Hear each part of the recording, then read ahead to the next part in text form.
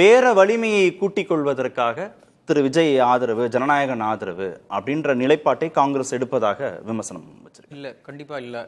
அதாவது ஒரு ராகுல் காந்தி அடிப்படையில் ஒரு லிபரல், ஒரு சுதந்திரவாதி, அதாவது ஜனநாயகவாதி. இங்கே வந்து கருத்து சுதந்திரம் நசுக்கப்படுகிறது. கான்ஸ்டியூஷனை தான் அவர் பல வருடங்களாக வலியுறுத்துகிறார். அரசியல் சாசனத்தின் முக்கியத்துவம் அதை பாஜக அழித்து வருகிறது படிப்படியாகங்கிறது. இதுவும் ஒரு வகையான அழிப்பு.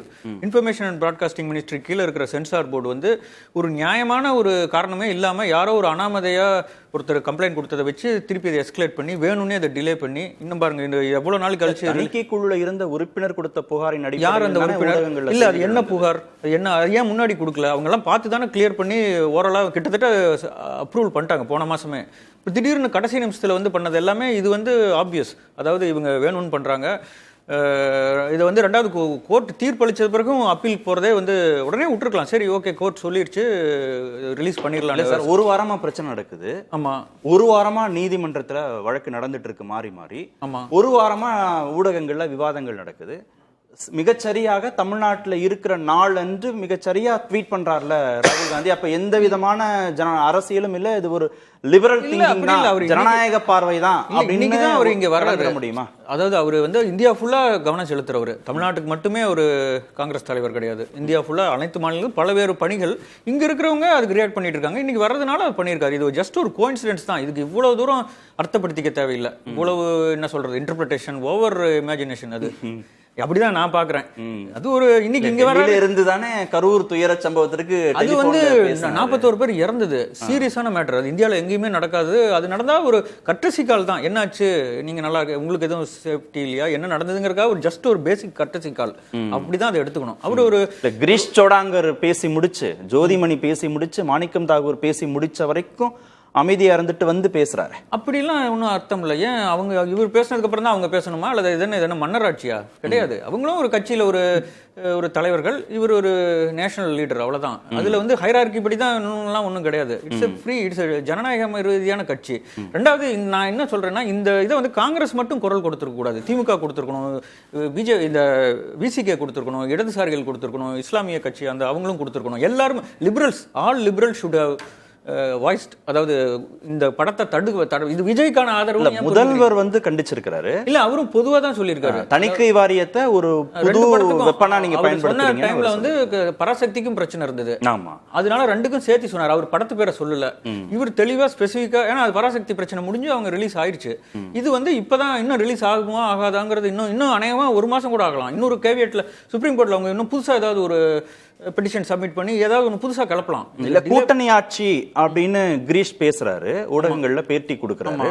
அதுக்கப்புறம் திருமிகு ஜோதிமணி, திரு மாணிக்கம் தாகூர் போன்றவர்கள்லாம் திமுக மீது கடுமையான விமர்சனங்கள் வைக்கிறாங்க, ட்வீட் பண்றாங்க, பேசுறாங்க, அறிக்கையெல்லாம் கொடுக்கறாங்க. திரு விஜய்க்கு ஆதரவான ஒரு நிலைப்பாடு எடுக்கிறாங்க.